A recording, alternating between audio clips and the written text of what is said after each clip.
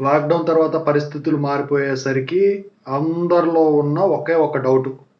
ఏంటంటే, ఇప్పుడు అఫిలియేటెడ్ కాలేజీలో చేరాలా?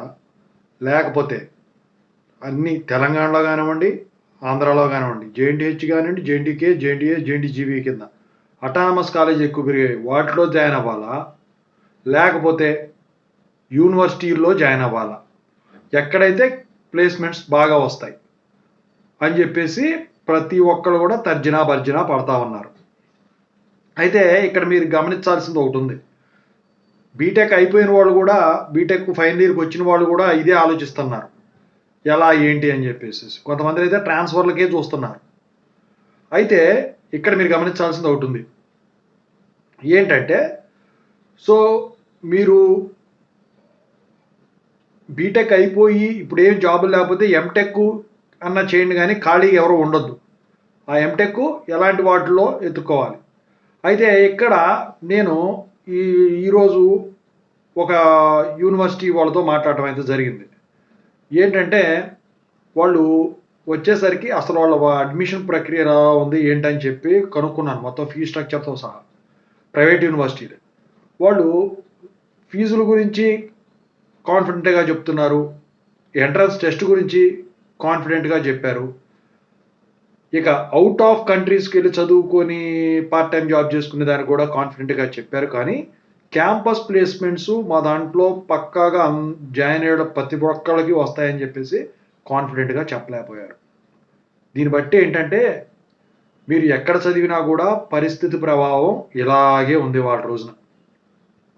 ఎందుకురా ఏంట్రా అంటే so most of the software employees we're going to replace with AI engineers.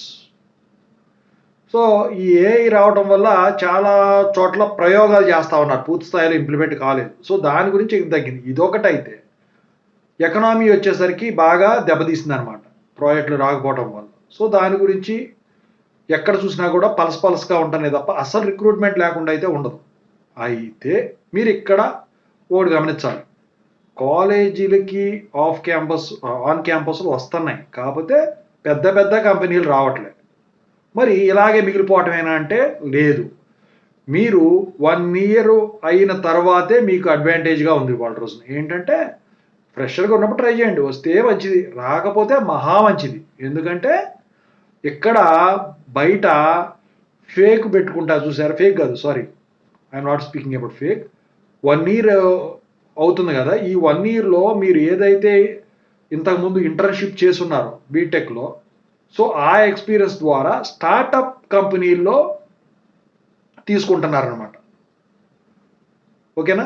So ఫ్రెషర్గా రాకపోతే ఇలా కూడా ట్రై చేయొచ్చు. మరి ఫేక్ ఎక్స్పీరియన్స్ అంటే ఫేక్ ఎక్స్పీరియన్స్ మీద చేయొచ్చు కానండి, కొంచెం స్ట్రిక్ట్గా చూస్తున్నారు. అది కంపెనీని బట్టి ఉంటుందండి, అన్ని కంపెనీలు ఉండవు. ఓకేనా? సో దీన్ని బట్టి మీరు డిసైడ్ చేసుకోండి ఏ కాలేజీల్లో జాయిన్ అవ్వాలి. అఫిలియేటెడ్లోనా, అటానమస్లోనా, ప్రైవేట్ యూనివర్సిటీలోనా. ఇక గవర్నమెంట్ యూనివర్సిటీస్ అంటే జేఎన్‌టీహెచ్ వీటిలో అయితే ఎలాగో వస్తాయి క్యాంపస్లు. ఓకేనా? Thank you so much.